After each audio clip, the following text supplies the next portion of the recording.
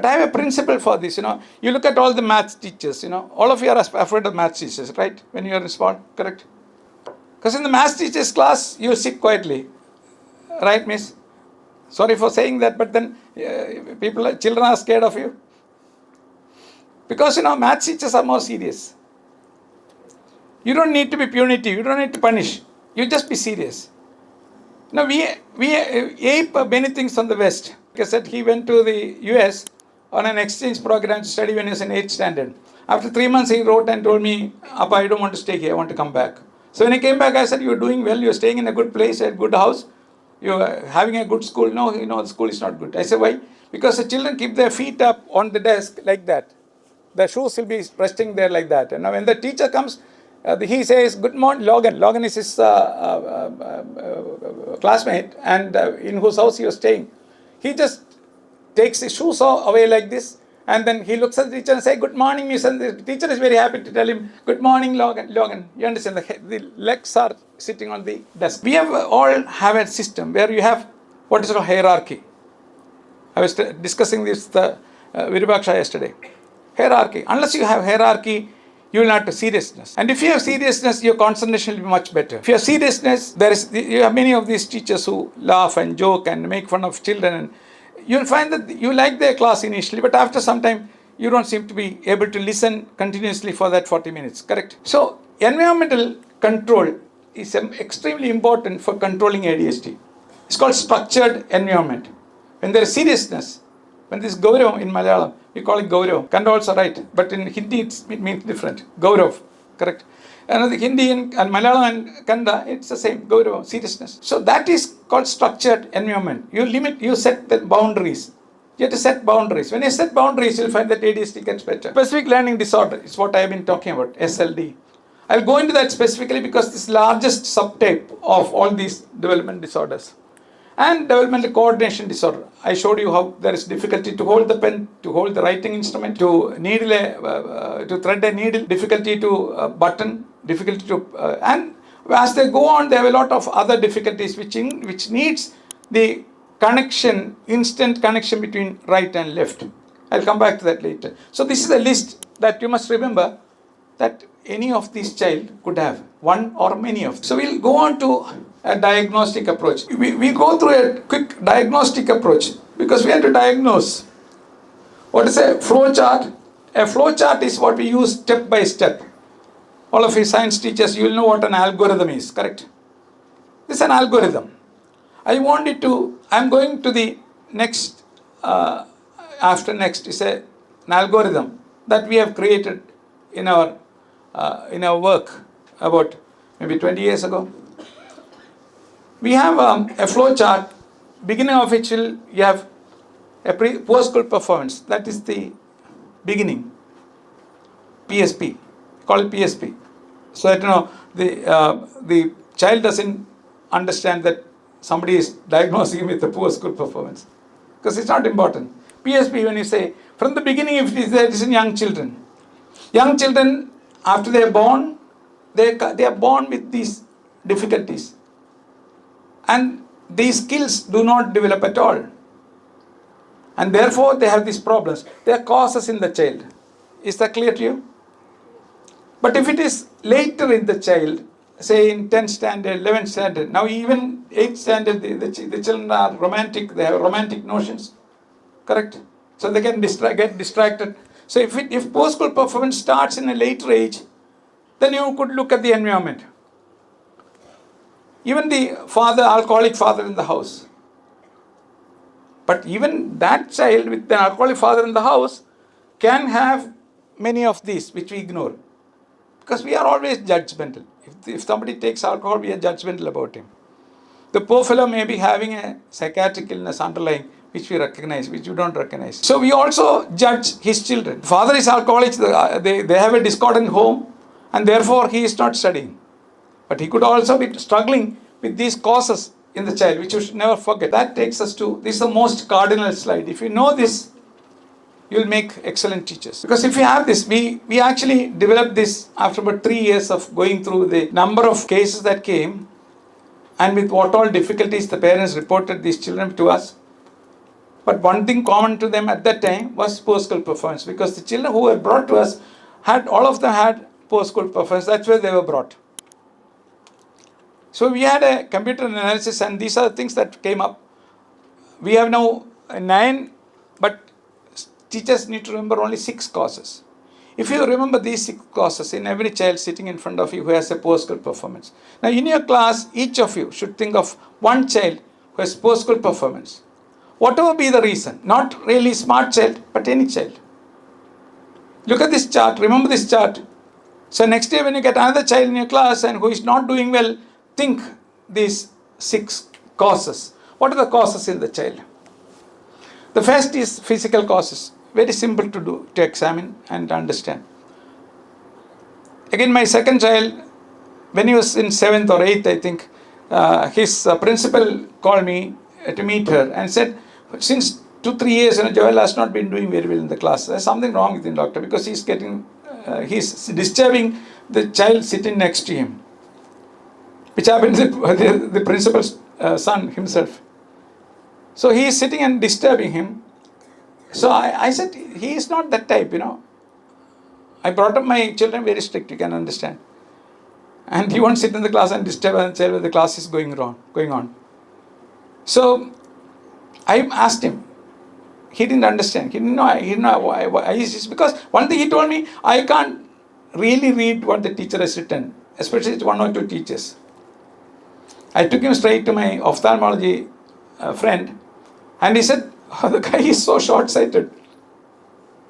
You understand? Because the child doesn't understand what is being written on the board. It can't be read by him because of his eyesight problem. Correct? Simple thing to do. Or hearing. Some of the teachers, especially the female of our species, they have high pitch. Correct? When the high pitch comes, some of the children can't understand what the high pitch teacher is reading or teaching. So get the hearing checked. These are simple things that you can do. And after that, you look at the delayed milestones. As I said, their metacognition is low. Their intelligence is low. What used to be called MR, we don't call them mentally retarded anymore. They are not retarded. They have intellectual disability. Intelligence has not developed.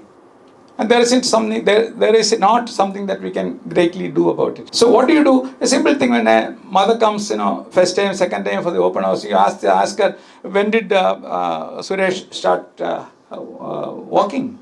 Was it late? Was it delayed? When did he start talking? Was the talking delayed? So if these milestones of development are delayed, then there is a problem with this development of intelligence. Correct? All of us know that. Did you follow that? So I'm not going to this in detail, but you come to the developmental disorders. The next one is a developmental disorder of language and speech, and also the fine motor skills, which enables him to write. I am going to go to the language area once again, because we misunderstand between speech and language, all of us, including therapists. Language is so totally different. Language is the CPU function. It is the processing that produces language. As I'm speaking to you, I'll come back to this again. As I'm speaking to you, the ideas are arising here. I know those ideas. The ideas are arising in the ideation thinking process, which is in my right brain here. And as I'm speaking, the electrical signals have to take those ideas to the left brain, where lexicon, dictionary is placed of my English language. The signals have to go exactly to the English language dictionary, keep on picking up the words that will mean exactly what I am thinking. And those words have to be put together in grammar and syntax of the English language, and that to be expressed as a language in sentences, using this minimum number of sentences to express the maximum amount of ideas. This is good language. Am I clear? Did you follow, all of you? Yes. Speech is only what you are hearing. When you are hearing, I may say, are you hearing? Or I may say hearing. Speech is different. That can be correct. You give a child to me at 10 years, 12 years, I still can correct it. Speech I can correct. But language, you cannot correct, because language is the function that develops in the brain cells that are growing in the developmental age, 3.5 years to 7.5, 8.5 years of age. After that, language area is shut down. Before that, you have to intervene. The problem at that time is the Pentium 1, which is not actually processing enough. You have to keep upgrading it as years go from Pentium 1 to Pentium 2, Pentium 3, Pentium 4, if you can, Pentium 5. Then the language will speed up itself completely. So, language therapy is what you would need, not just speech therapy, which many therapists are doing. I know problem about that, but you must understand the difference between language and speech. So that is a problem that can be done, that can be corrected. Fine motor skills, as I said, even to write, which is very important in scholastic performance. Because when in 10th standard, when writes fast in the examination hall, nothing that writes will become legible. And all of you teachers have a love for red ink, so all of them will be marked in red ink. I keep telling my teachers back in our state, every mark with your red ink, every drop of red ink you expend on your class, it takes away at least 10% of the self-esteem of that child. It's very easy to, it's the way in which you express yourself, how much you have taught these children, how less he has written. But if you're kind to these children, you can actually call them and correct them and ask him to correct it and bring it back home. So that is in passing. The other is the LD that I'm going to talk about, and the inattentive overactive child. You know this children who cannot sit in the class. I used to be like that, so I understand. But in my maths teacher's class, in Janagi teacher's class, I never moved. But you might think, as teachers, if you are firm, the answer is constant. Morning, noon and night when your class is. Consistent. Constant and consistent across time. If you are firmness is all that is required. Not being sarcastic, not being punitive, no shouting, no yelling, no screaming, no pinching, no beating, nothing. Without any of these things, if you are firm, the children will sit and listen. I used to sit and listen, not only me. The worst in my class, like Tangapan, everybody used to sit and listen in Janagi teacher's class. So you must understand this is all that is required to get an inattentive child, at least in the class around. Outside he may hit his friend. In the class he may actually, if the teacher is not firm, he will actually start nudging his fellow sitting next to him. Or there are some classes where the child might suddenly get up and walk off as the teacher is teaching. Haven't you found such children in your classes? It's very sad for these children, they can't control this. So they are the ADHD children. And of course, the emotional children. When you try to control them over and over, whether it is at home or there are these mothers at home, for every small thing they are after them, correct? Everything has to be under the mother's control. So they keep on getting after the children, therefore after some time the child starts fighting them back. So then she starts, he back answering me, he disrespecting me, he's raising his voice at me. After some time, invariably when he gets into his teeth, he'll raise his hands. That's when they go to the doctor for help. So we need to actually be firm right from the beginning. And that's when all these will be controlled. So that they become people who are very engaged with each other. If you're firm, the children are not going to be angry with you. If you're judicious, if you're just and fair, they are not going to be angry with you as they grow up. So that's anxiety and depression. Oppositional behavior, which you produce, which teachers can produce. One child being put down all the time, it produces a child who is oppositional. It produces a child who actually fights with you, fights with the other child. He can't fight with you, so he goes and fights with his mother. So it's very important that we recognize that sometimes the environment can produce this. As well as his inability, he struggles with himself in his academic areas. In his heart, he's struggling. He knows Rajesh can write, if he learns the word, he can write without a spelling mistake. But when he himself writes 3 times and comes back and takes a dictation, he's making mistakes. So he feels the struggle and he gives up. Most children give up. They give up. And we can't have that happen. If they give up, it destroys their personality. When they are back against struggles, when they are back against problems, they will back up and go away. Or they'll take on to drugs, or they'll take on to porno, they'll take on to mobile phones. That's what Vandari was talking about this morning. There are this enormous number of good things about social media, good things about the new technology that's available. You should understand what AI is going to do to this generation. It can be amazing if you look at it positively, but it can be so destructive if these children, they get to use it negatively. So it's important that you have this in your heart all the time. Whenever you see a child who is struggling, whenever you see a child who is struggling academically, look at this. So we go to learning disorder. I'll quickly rush through this because you'll be seeing and this is in the list itself. You quickly focus on this, and that's what we are going to talk about. It used to be called dyslexia. All of you have done your B.Ed course, correct?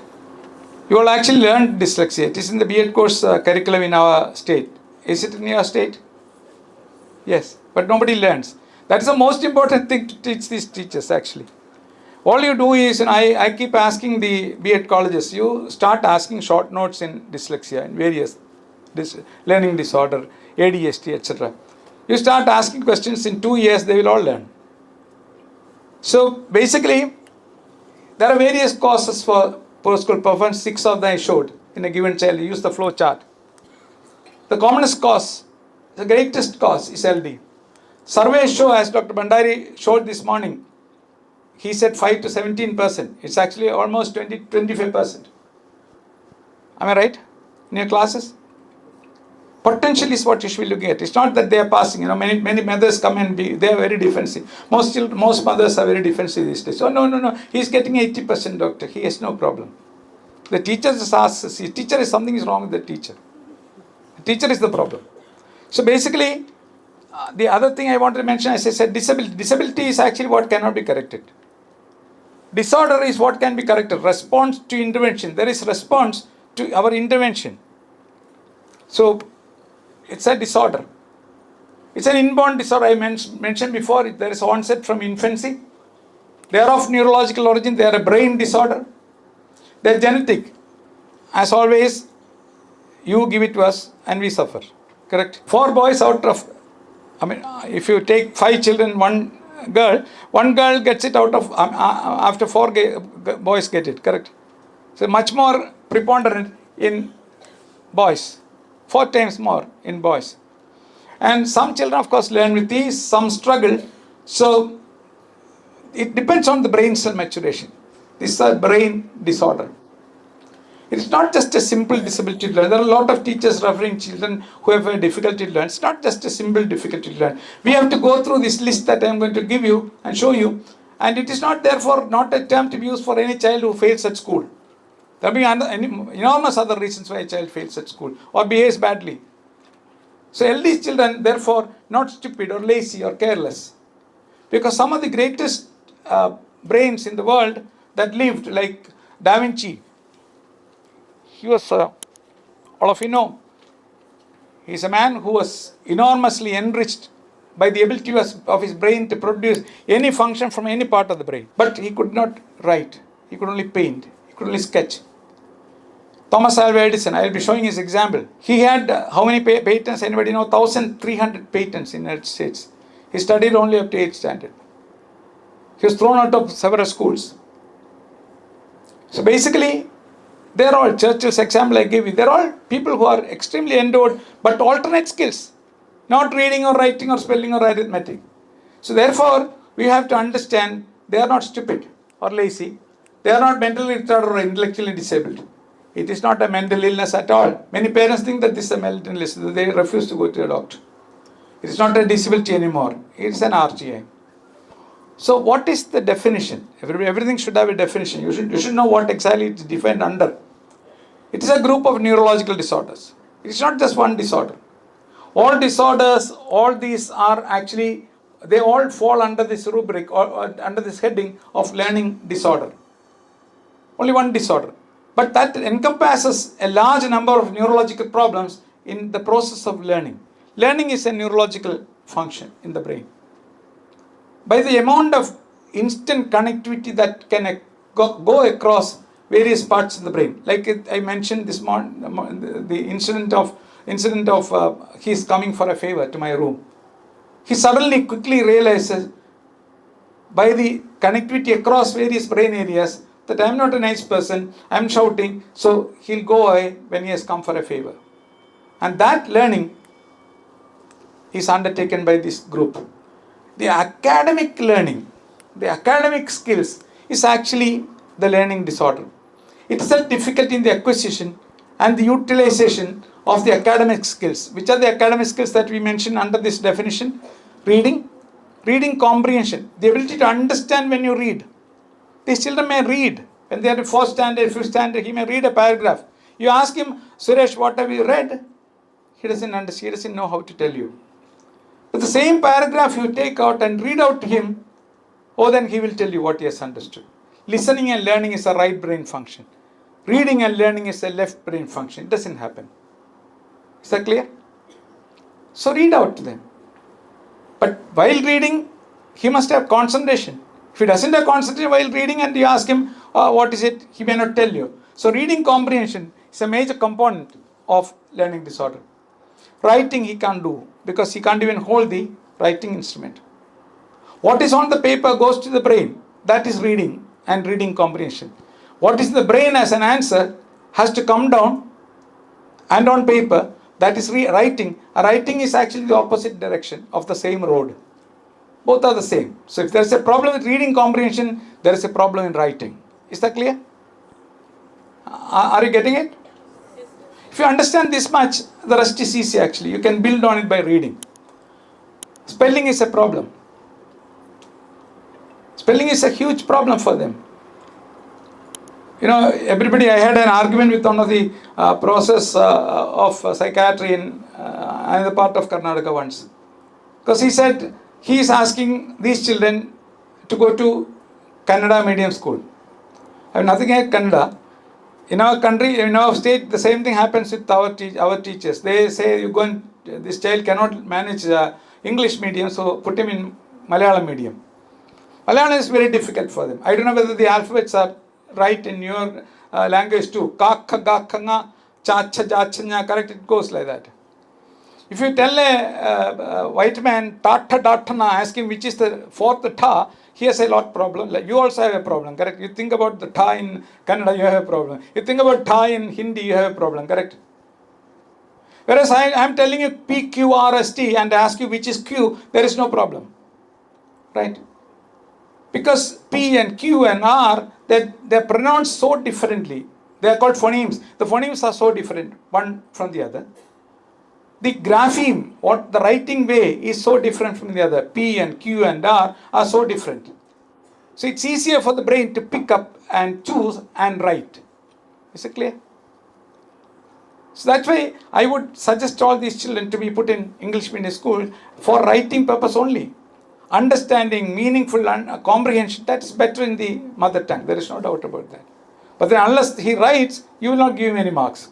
True. So we have a difficulty there. I actually derisively call them, because this is what I am strong also. And I have not gained anything in my life.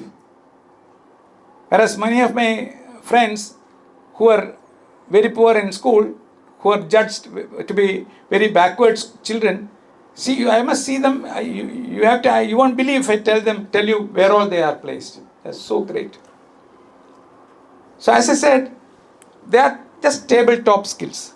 You give them a table and a piece of paper and then they write. And you think they are smart. They are actually the paper pencil skills. That's what I really call them. Paper and pencil. Every skill stops there. These are all to do with the left brain skills. These are all the left brain skills. The real world skills of 21st century, most of them lie in the right brain. I'm coming back to that.